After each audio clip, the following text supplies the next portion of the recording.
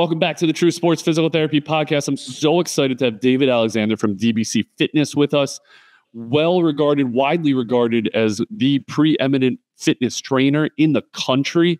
He's got places all over the country. But what I really want to get to, or at least to start, is how did you become the go-to trainer for elite level athletes?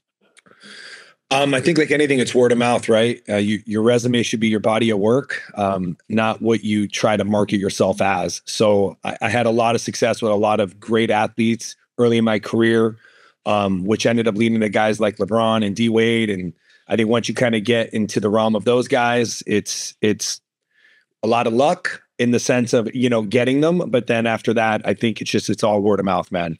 Yeah, but those guys have dealt with trainers, obviously their entire lives. Arguably outstanding trainers. What was different about what you were providing to them that they latched onto? I think it's just a different approach. Sometimes it's also just them wanting to have a different voice, a different energy, a different vibe to that. For example, with like LeBron, his head trainer who's been with him his entire career, Mike Mancilla, is phenomenal, ATC. When Bron was down here during the Miami Heat days, 2011 to about 2014, I got introduced to him through his business partner, Maverick Carter. And I think I just offered something different. It was just a different environment. It was one-on-one, a fresh look at things. So that led to the next thing, which then I got introduced to D Wade, and then I got introduced to Chris Paul. So again, it goes back to your first question is how does that stuff happen? It's just, be good at your job first, and the word of mouth is going to do more for you than any marketing can. Yeah, I think that's great advice. I always harken back to my uncle is a well-regarded physical therapist in my world. And I was hounding him about, like, how do you start a business? How do you market? How do you manage a P&L? All this crap. He's like, shut up and become a good physical therapist first.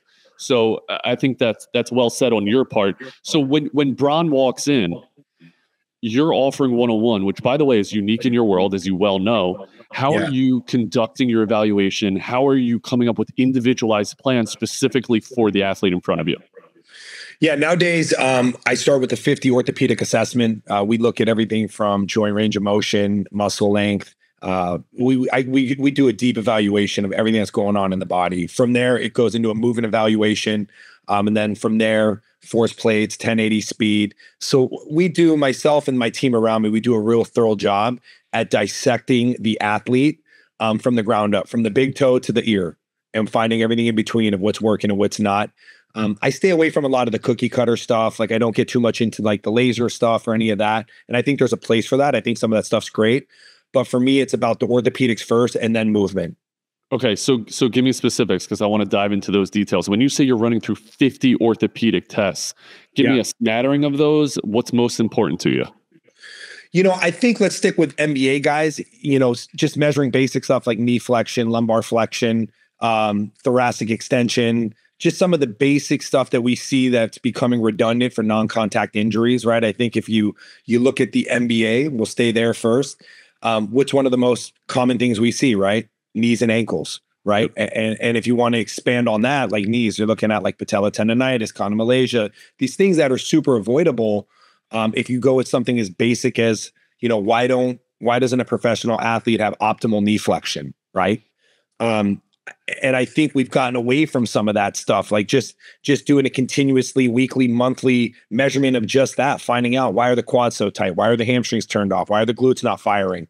Well, these guys are quad dominant guys, right? What do they do for a living? Plyometrics, right? They're sprinting, they're running, they're jumping. So I think just getting to some of that foundational stuff has helped us a lot. And it sounds so easy, but it really is. It's funny because sometimes like my head athletic trainer, Elise Caldwell, we'll have conversations about that. And we're like, are we that smart, or is everyone else just that incompetent? What's the answer to that? I think there's just a lot of incompetent people touching a lot of high level athletes. And that's not to, I'm at a point in my career where I don't want to shit on anyone or throw things under the bus. I spent, 10 years really drawing a line in the sand because for me, I was so passionate about raising the awareness around non-contact injuries that it's not that I stopped fighting that fight. I think I brought enough awareness to it where the younger generations of me are coming up and they're going to battle on social media with that stuff. With me, it's just, I don't want to say it's just incompetency. It's also, I think, just lack of caring and lack of energy. I think when you assign someone a salary, what seems exciting, what has a lot of adrenaline in the first month, 2 month, 3 months, it becomes a job, right? So I think, with some of the teams, we'll stay with there. I think some of these teams, maybe their training staffs are not getting paid enough, but they're also not getting all the resources they need around them to allow these athletes that are being paid $100, $200, $300 million the precise attention they need for individual programming, assessing, and recovery. Well, I think you're right, and I think one of the things that they are robbed of is time. It boggles my mind, kind of the infrastructure put around these therapists. That's something that you've carved out in your practice, that you actually have time one-on-one with these athletes. So when you have PTs, athletic trainers, even strength coaches that are getting multiple athletes at a given time, it's impossible for them to care enough, let alone the fact that they're salaried. Yeah. Again, expand on that. I mean, you look at it and, for the most part, I've been around almost every NBA organization, a lot of NFL organizations, and I don't fault the training staffs by any means. Like, I think it's got to go to the top, and it's got to go to the owner of that team first. If I'm an owner of a team, and let's just say I'm paying a player $200 million, right? Some of these guys are making $400,000, $500,000 a game. Why would I not build a system around to make sure that player stays on the court? Why are the point guards doing the same workouts as the centers? Why are the centers doing the same workouts as the forwards? Why is a guy that has 118 degrees of knee flexion doing the same squat technique as a guy that has 135 degrees, right? So I think it starts with giving the training staff the resources. Maybe it means hiring more people, right? Maybe there should be 10 strength coaches. I think the thing that drives me the most nuts is when you see a workout on the wall and you watch 15 players, or in the NFL, 30, 40 players all doing that same workout. Yep. Now that may work if everyone's been taught the proper kinematics to a squat, a lunge, a deadlift, and that everyone on that team knows how to squat perfectly, right?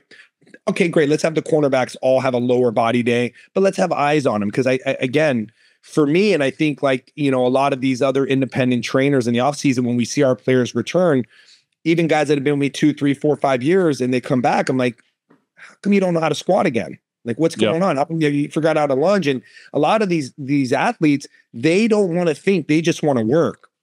So if the attention's not being applied to them in the weight room every day, then they're just going to go through the movement as well. And I think that's one of the things I've keyed on is these training staffs, for the most part, aren't given all the resources they need to give that individual attention to each player. And I think if we got back to that, if the owners really dissected that and saw that and went, wait, why do I only have 2 ATCs? Let me hire 5, right? Why do I only have 2 strength coaches? Let me hire 8. Why do I have 2 soft tissue ladies for 15 guys on a roster, right?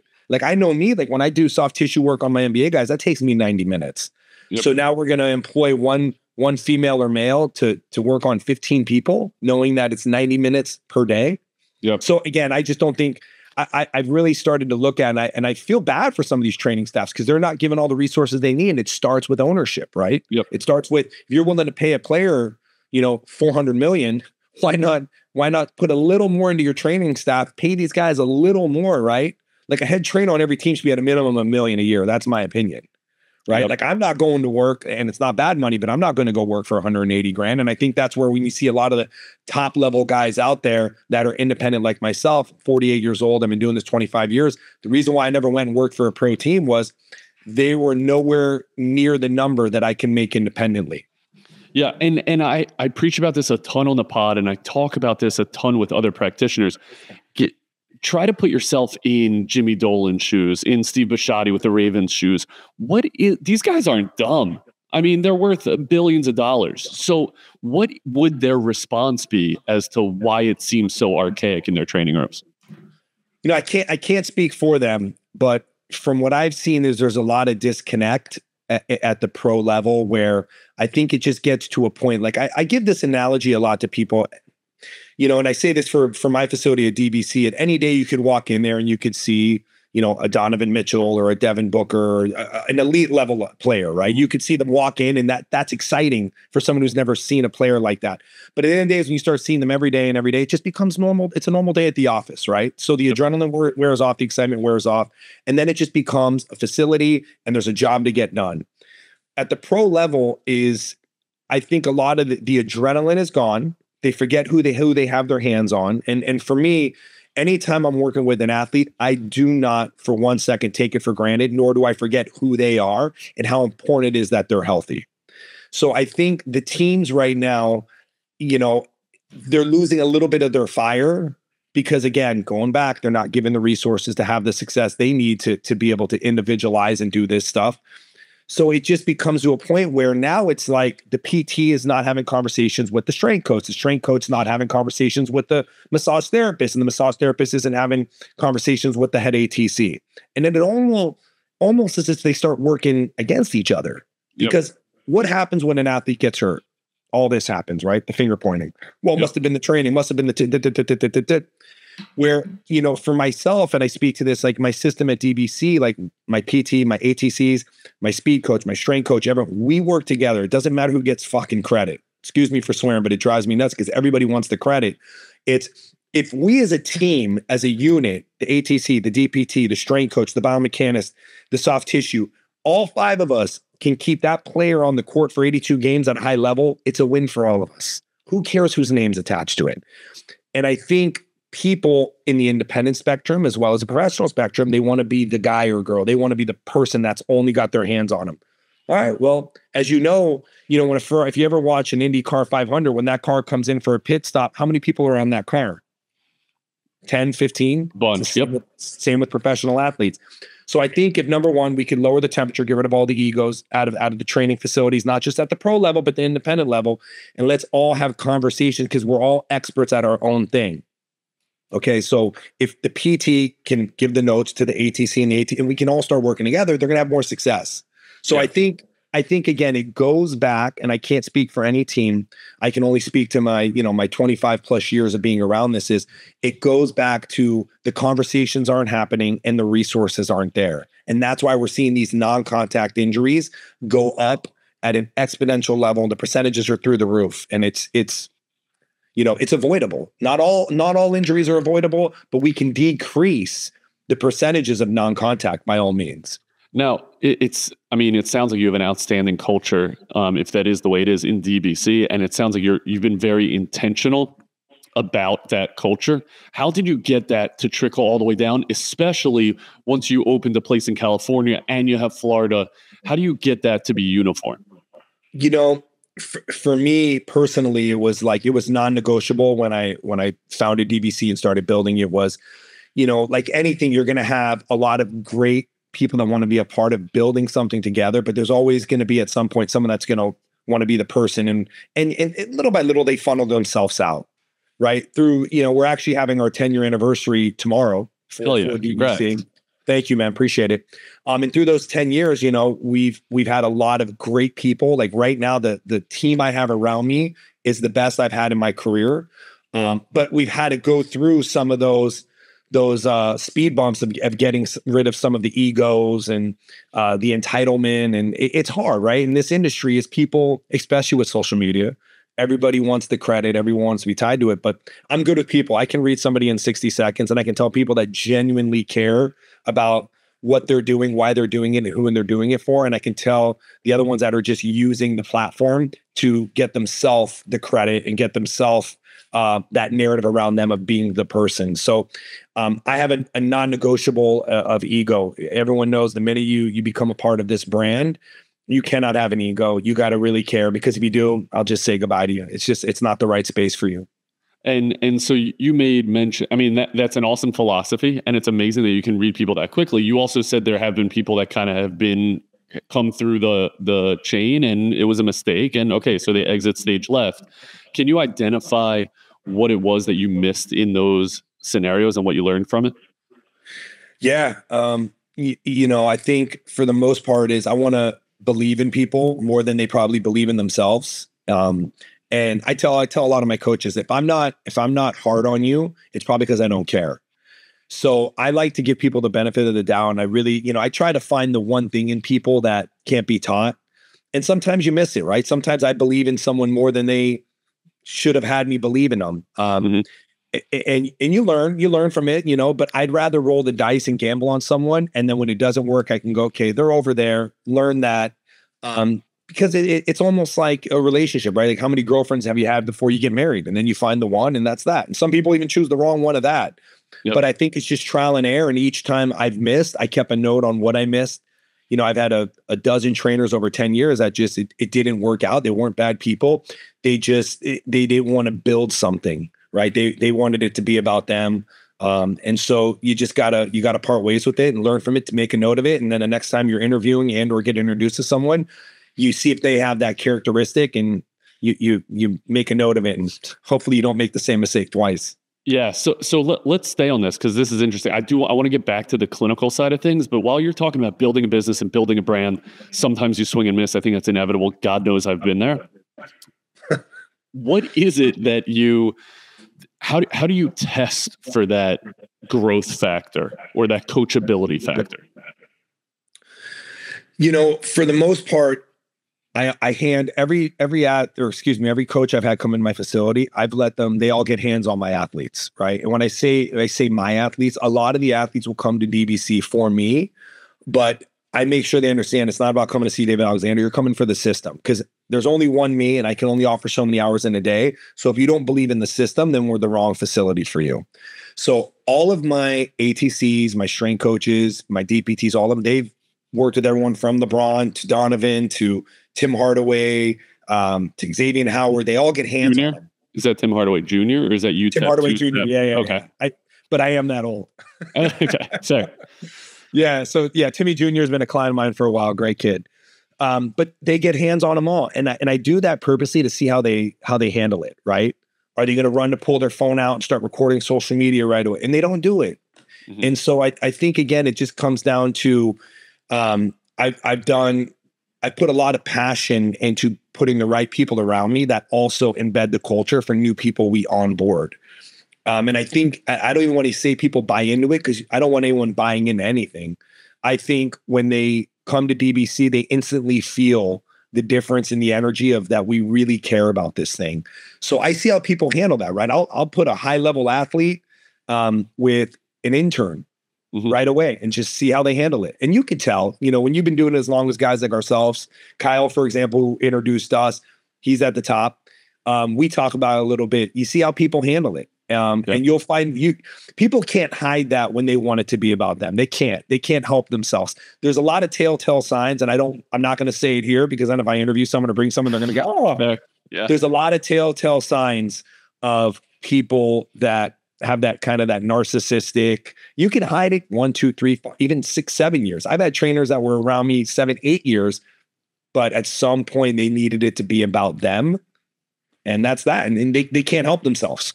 Yeah. Yeah. I've definitely seen it. I mean, I've spoken about it here openly. Like, first of all, we give them a mock case before they come in.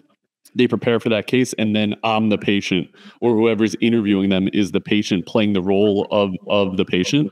So that we get a feel for how you interact. I also want to see, so I'll give away some of my secrets. I want to see how you interact with the front desk. I want to see how you interact with the janitor. I want to see, same thing on the flip side. I want to see how you work with the Raven safety, because truthfully, that should all be the same. That should be uniform. And that's really important to us. That's one of the way that we try to get a feel for how it is that you're going to interact on a daily. I think it's tough. How do you do that across the country? Listen, I want to say I got lucky. So my partners, I have a DBC in San Diego and I have one in Northern California. And the reason why I haven't franchised or done anything like that is, for me, it was really important that if you go to DBC San Diego, so let's just say Tim Hardaway goes to San Diego and he goes and trains there. It's got to look, smell, sound, and feel just like Miami, or we failed. And they've done that. So the owners there, Casey Parlett and Drew Courtney, phenomenal guys. I actually grew up with Casey's older brother. So I knew Casey. I knew who he was. I knew his body of work. I knew what he stand for as a man. And it was a no-brainer for me. And then when he brought on Drew as ATC, you could tell they genuinely cared. They've built a culture out there that's unbelievable.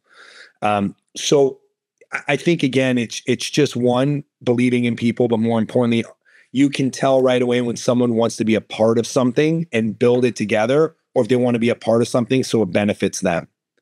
Right. And those guys, they're not those guys. They built a great team around them. My guy in Northern California, Joey Serta, he's the same thing. It's just, you get those guys that just genuinely care, and you can't fake that.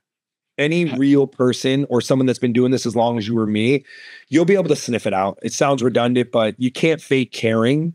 There's a lot of telltale signs that will show that. So how often are you out there in California? So I get out there like once a year. I was actually just at the Northern California one. I was just at San Diego back in September. I try to get there once a year. San Diego, believe it or not, I didn't even get there for their first 3 years of operating. I helped Casey do it through Zoom, because then COVID hit. And so a lot of the times I'd usually be able to travel as my off season. And that's when I'm at my busiest. I have all my NFL and my NBA guys there. So it was nice. I just walked in there for the first time in September, and I was blown away. Like, as an owner and the founder of the brand, they exceeded the expectation I could have ever asked for them. And then, like I said, they built a team around them that anybody who goes there is lucky to be a part of that culture. Same with Northern California.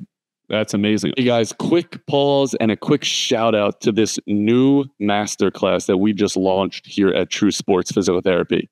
Myself and Dr. Tim Stone put together a masterclass of ACL rehab, and we call it From Table to Turf. And the reason we call it that is because it's going to teach you exactly how to get your athlete all the way from post-op day one, with the nitty-gritty of regaining all of that range of motion, with the tips and the tricks that we use here at True Sports Physical Therapy that gets our athletes better, faster, and stronger. And that's early. And then how do you progress that athlete all the way onto the field with a ball in their foot or a stick in their hand or whatever their sport is, and teach them how to accelerate, how to decel, how to change direction, all the mechanics that go in there. What drills do we use to get our athletes exactly where they need to be back on the field, and even better than before injury?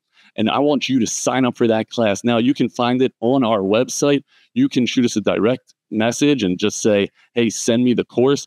It's right now on sale, so make sure you sign up now. It is fully accredited to get you all of your continuing education hours. Sign up for the True Sports Masterclass ACL, From Table to Turf. Thanks, guys. Okay, so if I'm this isn't such a stretch. If I'm LeBron and I walk in Miami, or I walk in California, am I getting the same evaluation? Like, okay, so let's dive back a little bit more into that. You mentioned knee flexion, you mentioned some dorsiflexion work, you mentioned thoracic extension. What are those actual tests, and which tests mean the most to you? And then how does it guide your treatment? Kind of 3-part question. Yeah, using everything from goniometers and inclinometers, all that stuff, checking greater toe mobility.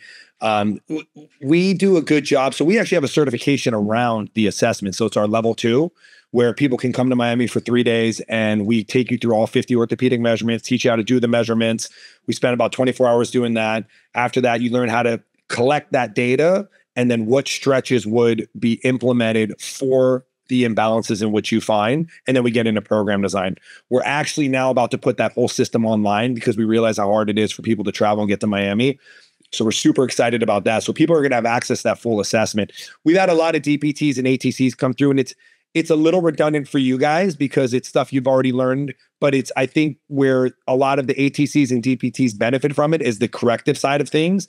Some of the stretches are a little different, or we've had a lot of DPTs look at and go, man, I didn't even think about doing the stretch that way. So it's not that we're doing everything that we do is in orthopedic textbooks, right? So this is an opinion. We didn't just make this up and go, it worked for LeBron, we should do it that way. That's not it. So it's all stuff that you guys have read and have been educated on. And again, we're super excited to get that online. It's coming spring. That's going to be a great thing. Our level 1 is our intro to biomechanics, which is the 7 general movement patterns. So it's teaching people the kinematics to a squat, a lunge, push, pull, gate, twist, all that stuff. And I think that's really what makes us unique. And I think a lot of the pro teams that have come through, the feedback we've got is like, wow, I didn't realize a squat can be taught so many different ways. Yeah. Right. Like I didn't realize that if a guy was 3 millimeters the wrong way, and let's say he has 105 degrees knee flexion and the patella isn't tracking, how detrimental that would be if he was doing a thing like knees over toes. right? Because again, what happens, I think, at the level of a pro team and or when you're getting subjected to training 50 guys in one day is those little details, not that you don't know them, you just may forget about them. So it's a good refresher course for the higher level ATCs and DPTs. Love that. Okay, so let's dive into the knee. So looking at knee flexion, looking at patellar tracking or mal tracking, how are you assessing those? And I'm looking both active and passive ranges because I assume that's how you're testing it. Just walk me through how you test those things, and then dive into the patellar function. Yeah. So for us, I use the goniometer in a passive way. In the active way, I'll look at a squat. So when you get really good at it, we tell people that come through our course, right? You'll get so good at seeing the biomechanics and the kinematics of things that you could actually see when the patella is not tracking down. So as you know, is when you go into knee flexion, your patella should track down into the trochlear groove like so, right? It should disappear. And if it's not, it's getting hung up. You'll start to see that pressure of that kneecap. And so I think after doing the passive test with the goniometer, we get our numbers there. Then I just have them squat. I'll have them lunge and I'll look at it. Supine or prone? Both. I do both ways. Okay. Yeah. Okay. So I like supine though. Because? So just for me, I just think the athlete relaxes more. It's when you're doing these measurements, and as you know, we try to get them away from the active side and they want to cue things and they start moving. I need to see them in their most natural state. Yep. Yeah. Okay. So you're looking at that passively supine. The only slight pushback I would say is, how are you accounting for quad tightness or two joint quad tightness in supine versus prone? Yeah, well, that's why I do both. I always do. I do both personally. I just notice the athlete relaxes more in a supine, but I measure both ways. Okay. And then you have them pop up and you have them doing a squat, and you're just visually looking for how well that patellar is tracking. Yeah. So when I go through the movement evaluation, I'll have them do a body weight squat. I'll have them do a body weight lunge, and I'll just look. I visually will put eyes on their knee.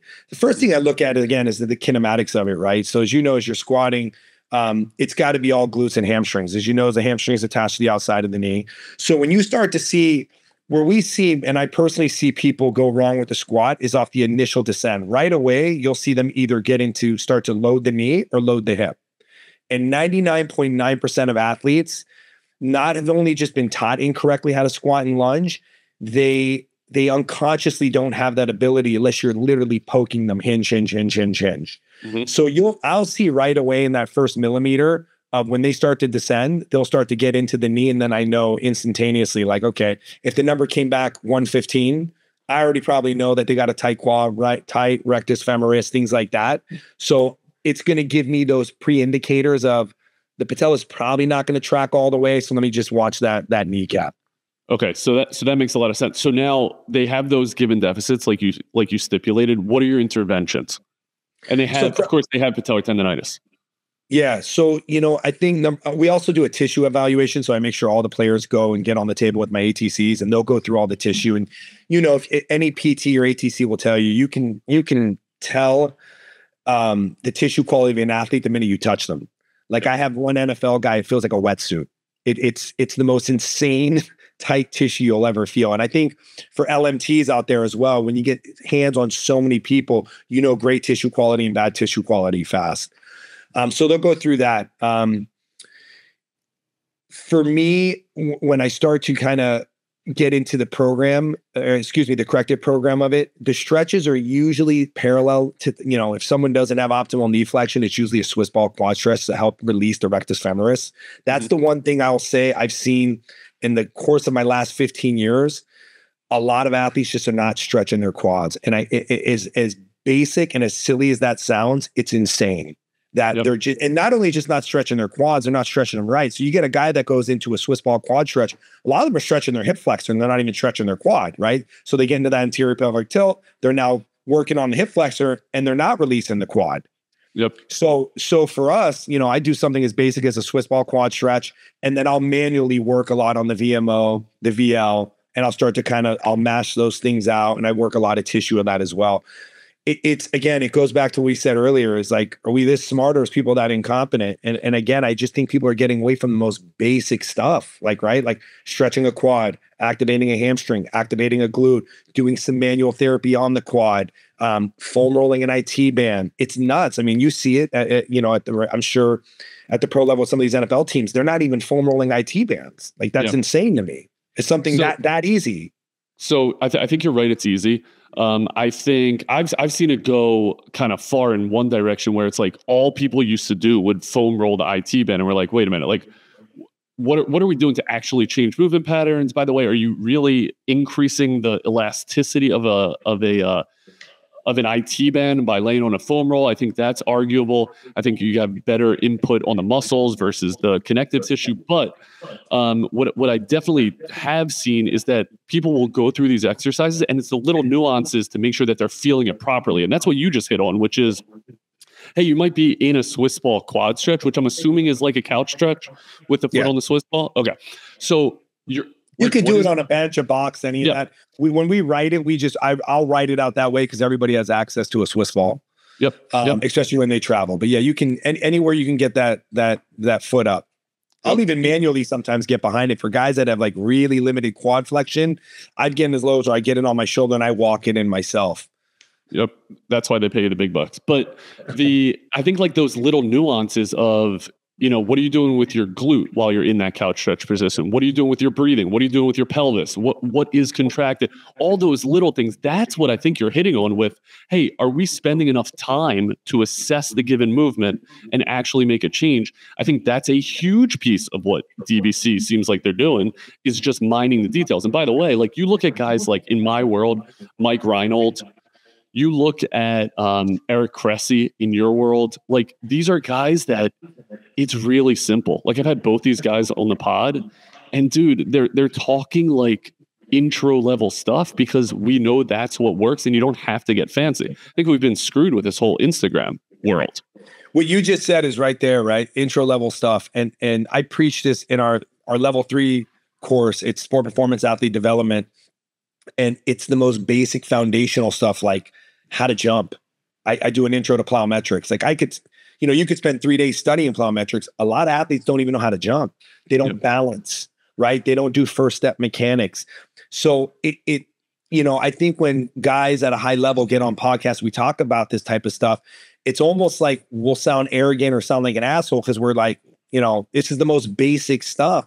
But it's the most foundational stuff that's being overlooked. Like you just said it right there. When someone's stretching a quad, what's happening to the glute? Are they relaxing their foot? And they're not. And these are the little details that goes back to the beginning of the conversations. They're not given the resources to get a guy like yourself, a guy like myself, a guy like Cressy, one of these other guys, to just work with one person to give them the attention they need to make sure every intricate movement of every stretch, every exercise, tissue is all being seen, right? The millimeters matter. And that's what we're not doing, right? That's what's not happening.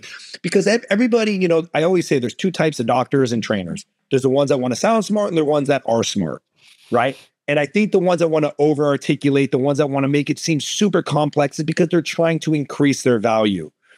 Let your body of work, go put an athlete on the field for 16 games, non-contact injury at a high level. Go put a guy on the court for 82 games, non-contact injury at a high level. That should be your resume, not how complicated you can make something or describe it. And I think you said it there. Social media has kind of screwed us because everybody wants to look like they're the smartest PT or the smartest ATC or the smartest because the way they broke this, man, just go keep a guy healthy. That's what will impress me. Yep. I think it makes a lot of sense. Now, walk me through what it's like at DBC coming into off season of NFL off season. So standardly, what I've seen is you get big groups of guys, usually broken down by position, and they're working in big groups with a given trainer. What does it look like at DBC? Yeah, it's a complete opposite of that. We let our players know. It's funny. I did a conference call yesterday, a consultation for a new wide receiver we're getting, and I let him know right away. He told me where he was before. And they said, this is the complete opposite. Okay. This is not a fraternity. This is not a camaraderie building thing. You will be individualized and working with one coach, one ATC, and one soft tissue person. So I just want to make sure you know what you're signing up for. And he said, that's exactly why you reached out. He said, I'm done doing the cookie cutter stuff. So when an athlete checks in, the first thing they do, they go through their assessment. They'll have a pure assessment day, which is about 90 minutes. Sometimes it can go about 2 hours, depending if we implement the tissue that day. So they'll go through the orthopedics, they'll come off that, and then we'll get into the movement. And then after that, if we see they're not in any sort of state of fatigue from anything we've done, which they shouldn't be, we'll get into the 1080, which our head of our performance, Jordan Collins, will oversee. They'll do the 1080 there. They'll do some force plates. We'll collect a little information there. And then the biomechanist, Jordan, the speed guy, and myself will sit and we'll look at the program and say, okay, what were the deficits? What should be the corrective stretches? What should phase one be? For us, we break off seasons into phases. Phase one's usually corrective alignment. And the way I break it down to an athlete is I said, listen, you're a Ferrari, but if a Ferrari has ball tires and bad brakes and it tries to go 200 miles an hour, what's going to happen? It's going to go off the road. So let's take the car apart, right? Phase one, let's get it, the corrective alignment. Phase two, we start to get into kind of that strength and power. So now that we know the car's aligned, we can start to take the speed up a little bit, right? So now we can start to load the squat. And once they have the proper kinematics of that, we start to get into some power lifts and things like that. And then phase three, getting the car to 240, development performance. Now we know they can handle the volume and threshold and speed we're about to place on everything. So I think that's the biggest thing too. How long are those phases? You know, I don't put a time on it. And what I mean by that is I have some players that could stay in phase one for 3 weeks because they just have been, either they haven't been taught properly or they have that many imbalances where they can't squat. The last thing I'm going to do is even put 95 pounds on a guy's back who can't squat. I will keep him on a body weight squat until he presents the proper technique I need, and then we'll start to scale. I'd say for the most part, it's 2 weeks. Most of these guys, it's a quick fix in the sense of like you get them stretched out, you get the tissue quality improved over 2, 3, 4 weeks. And then you'll start to see them get into that phase two area.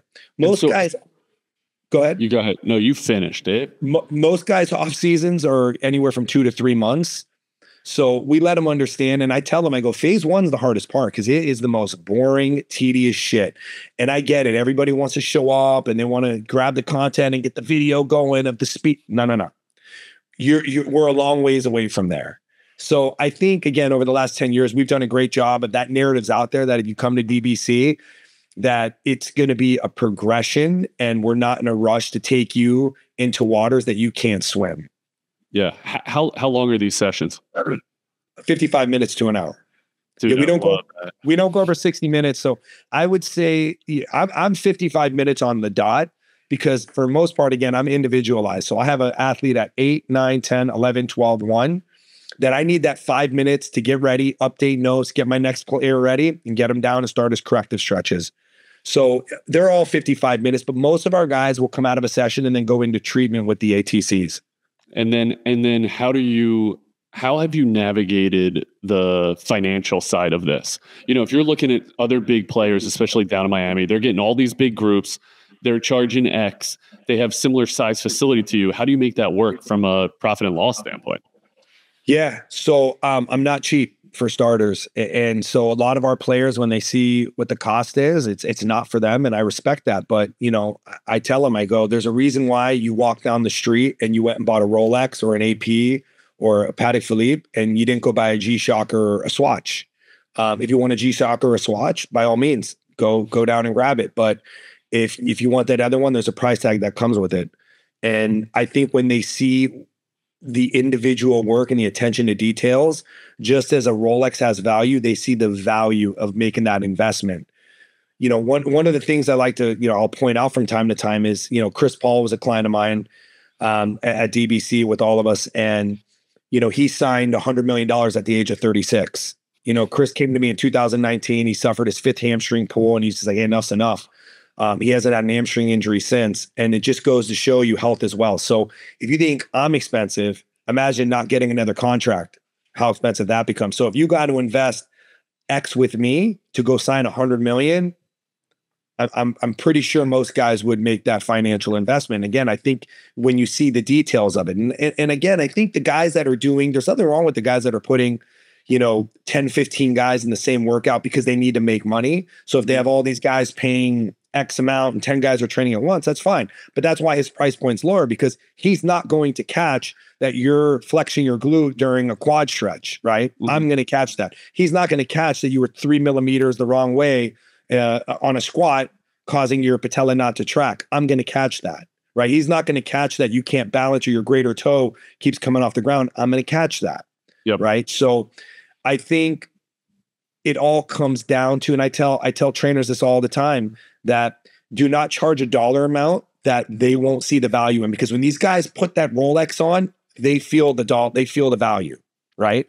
So you have to feel like a Rolex. That session has to feel like a Rolex. And more importantly, the outcome of when they leave and report to teams, they better have a year that reflects that dollar amount in which you charged. Now you can do that now because you're David Alexander from DBC, and that means something to people across the country. How did you do that from the beginning? I'm glad you asked that.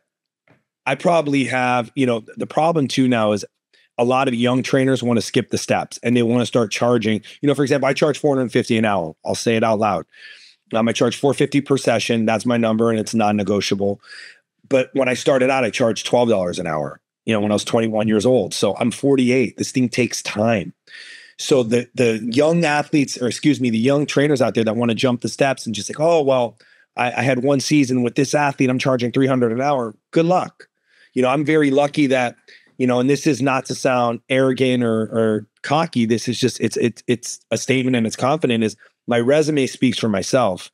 I've been very lucky to work with guys like LeBron or Chris Paul and D Wade. I was very lucky that D Wade put in his book, I was one of the reasons why he didn't retire in 2016. And that was like one of the greatest compliments I've ever received. He didn't have to do that. And that's what I talk about. Like, let your body of work be your resume, because word of mouth is the best marketing you can get. So when things like that start to come out and you start to really take some high level guys, and not only high level guys, you take some of the guys that, for example, in 2016, I was part of making, Victor Oladipo the most improved player that year. That was unbelievable for me. And I was so lucky, but that skyrocketed. That was another thing I could put on my resume. The next year I raised my rate $50.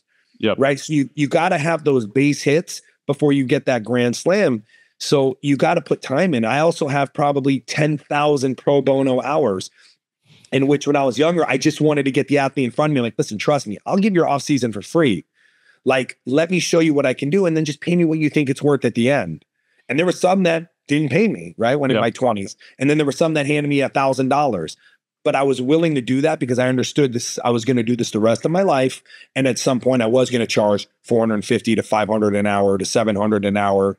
And so you've got to, your body of work has to be your resume, and your resume will be the word of mouth of the players and or the general population that you're helping. Yeah. Now, as we go through these conversations, I try to think about what my audience wants to hear. To me, I'm questioning, if you got LeBron and you got Wade, where were you on Chris Bosh, dude? He didn't pull up. he didn't pull up. It's also, it's funny, man, because sometimes, NBA is a little different from NFL. Like, NBA guys really want their own guy. And again, like, I wasn't LeBron's guy, so I want to table that. Like, a lot of people, I hear people now still going on podcasts trying to like take credit for LeBron. Stop it. Nobody made LeBron. Mike Mancias is LeBron James's trainer and has been since day one. I was a small piece of the puzzle during his time with the Heat. I'd work with him here and there. I'd show him new things. I help him. It was great. We had a great time. He's still a friend of mine.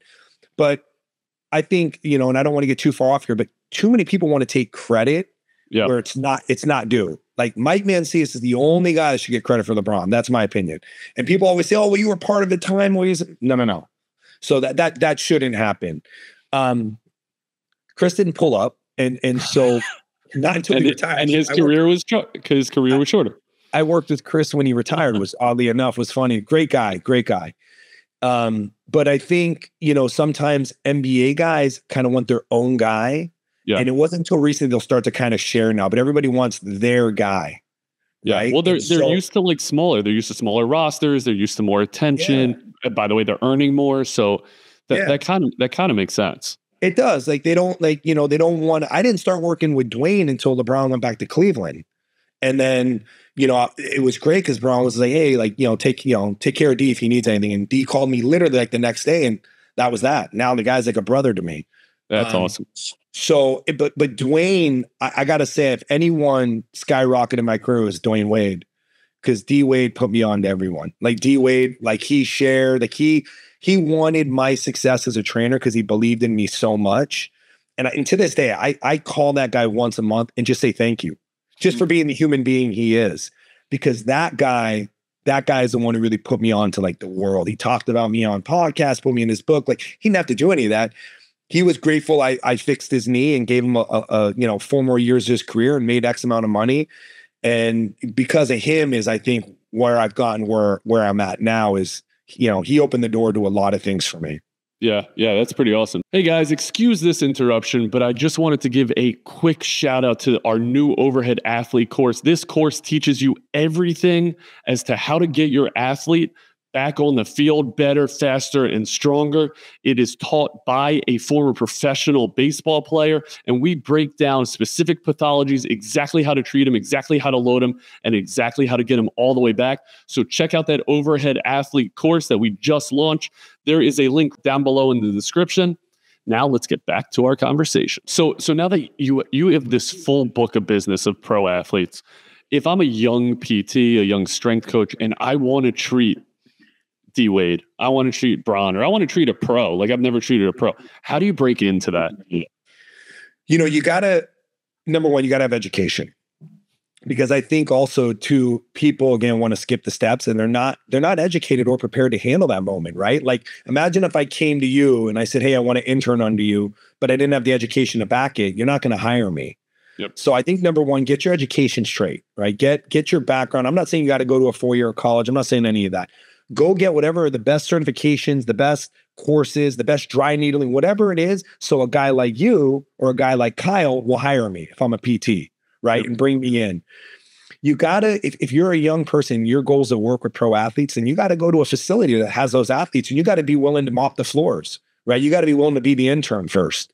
And if you're not, I promise you it's not going to happen, because the athletes, they want, these are their careers. They want someone that has experience. They want to be able to go ask 5 players, hey, have you worked with Yoni? Have you worked with David Alex? Yeah. Well, how was it? What was the experience? They don't care what your Instagram is. This is their career. So you got to go get to a facility or an environment that is going to allow you maybe some hands-on time. Like for me, if you're an intern at DBC, you're going to work with the pros. You're going to stretch athletes. Whatever your expertise and what you want to become, you're going to get that time with me. And I think that's where our intern program is like the most sought out intern program, is because they know you're going to get hands-on time. Yeah, that's pretty awesome. Give me an example of where you got that hands-on time before DBC. Man, I put myself in every facility possible, dude. I would go anywhere and everywhere, even if it was college athletes, high school athletes. I started coaching at, I wrestled in high school, and I was like, I'm going to coach high school wrestling. I just did anything to be around any type of athlete. It wasn't pro athletes for me off the rip. Like I wanted to just work with any athlete. I wanted to be known like, hey, I'm going to work with athletes.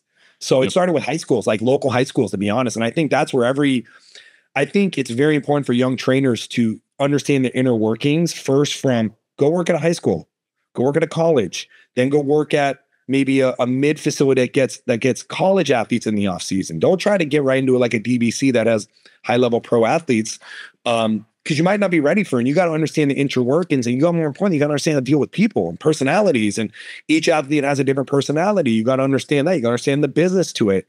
And that's something all of our interns get. Our interns, like, you got to run the operations. You got to set up a certification. You got to pay that bill. You got to do all this, because guess what? If you ever want to own a facility one day, this is everything that comes with it. That's really awesome. It's awesome that you have it. Walk me through, let's go NFL a little bit. Walk me through some clear-cut things that us as PTs or maybe other strength coaches need to be looking at when an NFL athlete walks into their building, or a high-level college guy. What do you think is missing usually? The recovery. These guys' bodies are just, they're getting beat to shit, right? For 16 games, maybe even longer. I would say looking at what their recovery protocols are and their lifestyle protocols. That's number one. A lot of these NFL guys are burning it at both ends, especially the younger guys. It's a tough life, man. I tell people, like, being a pro athlete seems great when you're not a pro athlete, but you don't know what it's like, number one. And we'll start with the older guys first, right? You're traveling every week. You're away from your family if you're married or kids. You're on planes. You're in hotels. That mentally is exhausting. So I think the first thing, like a lot of off-season PTs, DPTs, and strength coaches for NFL guys should look at is look at their lifestyle first. Look at what, like, and especially if they're one of the big guys, like, you know, how much business do they have going? Like, how many meetings do they have a week? How many podcasts were they on? What was their travel schedule? Like, let's look at the lifestyle first, because I promise you a lot of these guys aren't recovered properly. Yeah. So I think if you work almost in reverse engineering and we get the recovery down, get the lifestyle down, then we can get into the training and the mechanics and all the other stuff. But controlling that is super important. Yeah, I think that's really interesting. I was not expecting that answer. So I think that's a great take. It reminds me of the very first NFL athlete I ever worked with was a center for the Ravens. And I remember I'm like, hey, dude, can you see me on Thursday or whatever? He's like, no, I got work on Thursday. I'm like, you have work? He's like, yeah, I got to go into the office. I'm like, you work on a football field. Like, number one, no one calls that work. Number two, that's not an office.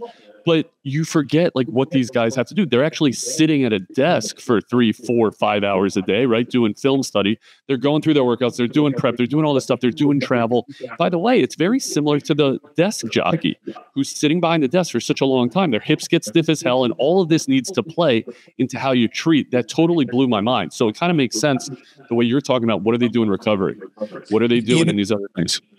You know what else, Yoni, is I think also too, people have gotten away from the human component of this thing. Like, we're working with people, we're working with energy, and just showing them, like, for me, like my players, I tell them, I'm like a fungus, man. I'm going to stick to you and I'm going to submerge myself into your life. Like, I'm going to check in. How's your baby mom? How's your wife? How's this? How's your kid? Like, because that stuff matters. Like, you know, me being a father of 2 girls, being a husband, having these things, like, I understand what my responsibilities are. I can only imagine a high level athlete that also is a brand and has these other things. Like, let's get back to being good humans first, right? And it also shows on a personal level, like, you're not just coming in and paying me money and I'm sending you off. I genuinely, you know, one of my downfalls when I was younger was I cared too much. And I was so confrontational with like teams and other trainers because I fucking cared. And I really cared about these players and I wanted them to be healthy. And what you learn as you get older, you can only control so much, but you don't need to stop caring. And I think that, again, just taking the time, if I'm a PT, just taking the time and going, hey, you know, you, especially I think PTs, because you guys are getting even more on a level of like when you're getting into the needling and you're getting into, you know, the real medical side of the work on these guys is all this stuff's connected to the brain. Yeah. Right. So how's their mental? So I think showing that stuff helps a lot. Right. Like, funny story. I had a guy, an NBA guy, I never knew he was afraid of needles. And I kept sending him to my DPT to get dry needled. And he was like, he had panic attacks, but he wasn't telling me. And finally I was like, hey, are you good? He's like, dude, I can't do fucking needles. I'm like, why don't you fucking say something? So again, just finding out what those things are matter, right? It's gonna allow you to implement better protocols and just be a better person to them. Yeah. Do you use any biometrics or any wearables to really gauge how ready they are to perform in terms of their recovery, stuff like that? Yeah, I love, you know, for sleep, I use Oura Ring. I make all my players get them, or Whoop, whatever they prefer. Apple Watch. I love all the tech stuff. Some of it just is a little flawed. So if you have anything, I'd love to learn about it. But for me, I keep it pretty basic. Oura Ring, Whoop, and Apple Watch a little bit. I think it's the teams will usually send me over more of the complex stuff because they have access to it and it's super expensive. Yep. So they usually have all that stuff and they'll show me whatever the numbers are and stuff, their energy output and force and all that stuff. I'll have them shoot over. But as far as me personally, I'm not an expert in that, so I don't get too far down that. But when they come in with a low recovery score, let's say on Whoop or with Oura, does it change what you do? Yeah, absolutely. Great question. Yeah, again, that will go back to, it sounds redundant, I get back into their lifestyle. First thing I look at, number one thing is sleep, right? I look at, and that's why I tell every one of my athletes, as soon as they come, I find out who their assistant are, manager, and agent. And I just say, listen, he or she has to get an Oura Ring or Whoop. I need to see their sleep quality every night. That is number one. Number two, from there, their hydration. I'm heavily into the nutrition side of stuff. I encourage every one of my players to go, seek out their own internal medicine doctor. And I'd like to see a full blood panel. I want to see everything going on. I want to see cortisol levels, adrenal system. I want to go through not just the normal 10 biomarkers that most standard doctors do. There's a few great doctors that I'll refer out. There's one in LA. There's one here in Miami. Functional medicine guys that will, they'll do 30, 40, 50 different biomarkers, looking at every level possible. And that's going to give us as trainers and GPCs and ATCs more feedback to understand, okay, what's their minerals like? What are their supplements? What are they missing? What are they digesting? What are they not digesting? And let me talk to the chef. Why is the chef giving them eggs if they're allergic to eggs? Like, we can go down the rabbit hole. And again, this goes back to why I charge what I charge. A lot of trainers aren't sending their athletes to go get blood work and putting wearables on them and, syncing to their Oura ring to make sure that they're getting this, that, and the third. So I dive into all that stuff. I have a whole checklist of everything that I'll look at. That's amazing. And do you cover that stuff in your certification courses? No, I don't do that. I actually get into that. I teach a seminar called the Empire Seminar, and it deals with just the business side of being a trainer. So I get into all that at the Empire Seminar. I saw that. I got to sign up for that, dude. I got you. Don't even sign up. Next time I teach it, come on down. I appreciate that. I get deep into that. I even get, the last one I taught, I even get into the corrective stretches. So I'll show them how I start a session, like how I start with breathing pattern, how I start with just getting them to calm their mind, prepare for training, how I end the session, how I use cold plunge as a pre-workout. So I get into all that stuff. How do you do all of this? How do you go through their breathing? How do you go through their warm-up? How do you go through their correctives in 55 minutes? Yeah, dude, I am the most calculated human being on the planet. You ask anyone around me, like, when I'm done with my day, and I don't mean this to be off, like, I try to make time for everyone. I am out my door because I probably have 100 other things I got to do. Every second of my day is accounted for, and I do not waste 1 second.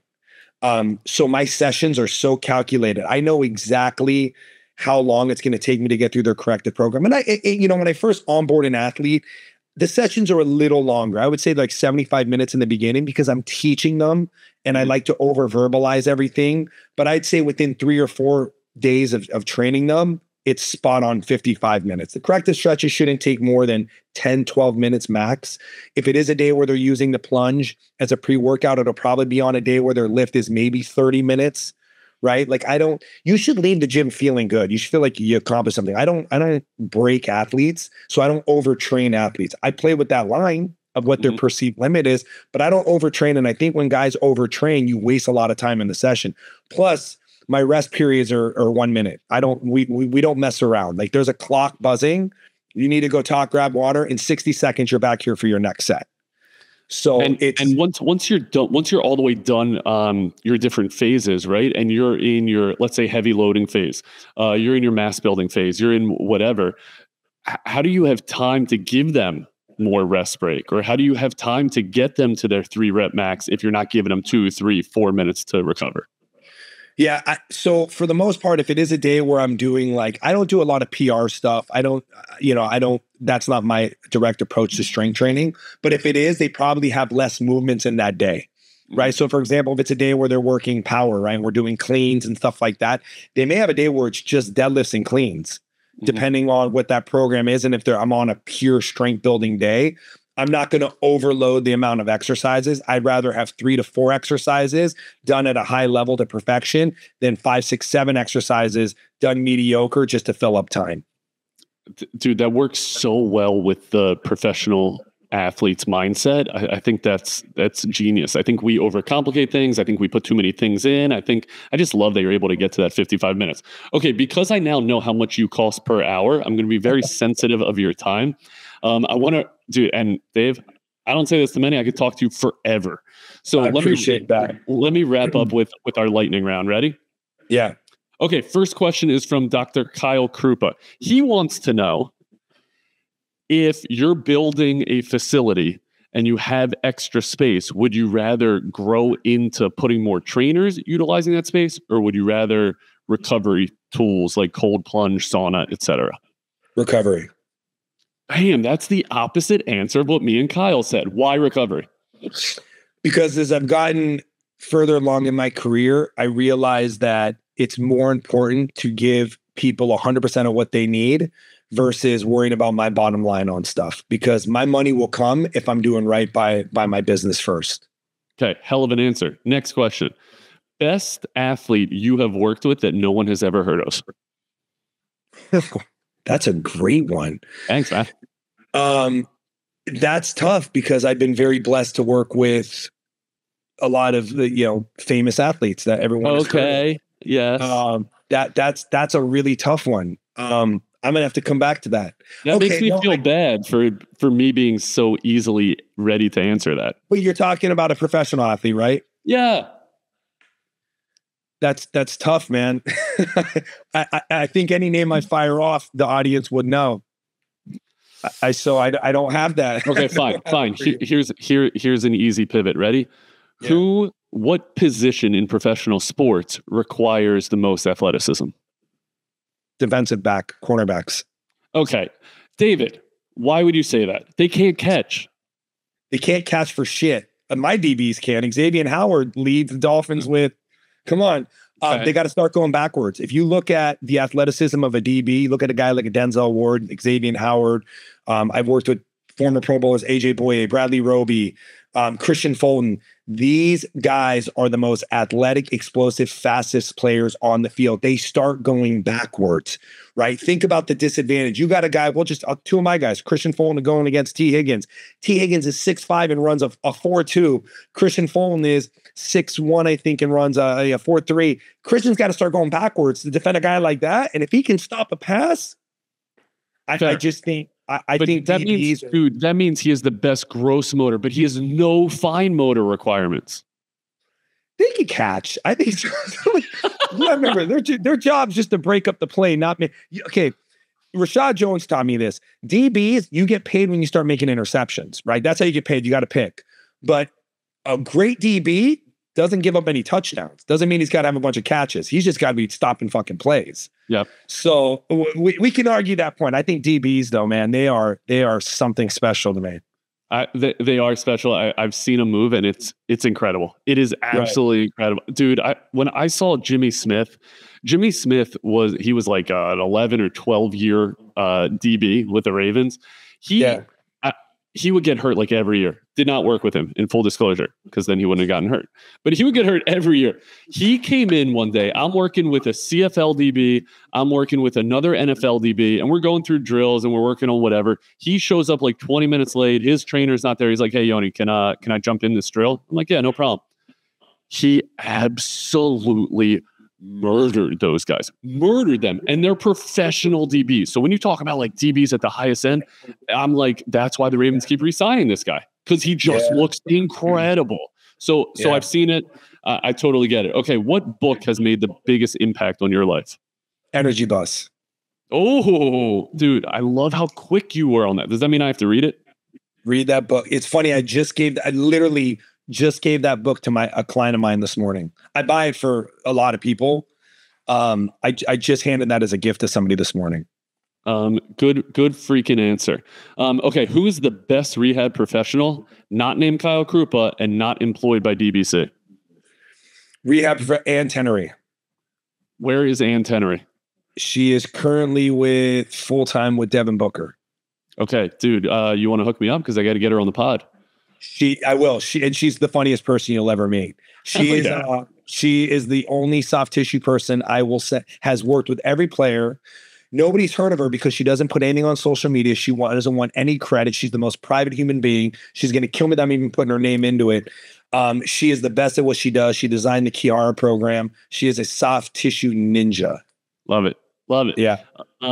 David, it has been awesome to follow you for years. You were as advertised by Kyle. It's just a goddamn pleasure to have on the pod. Give me some, appreciate you, brother. Give me some closing words. Anything for great sports PTs across America?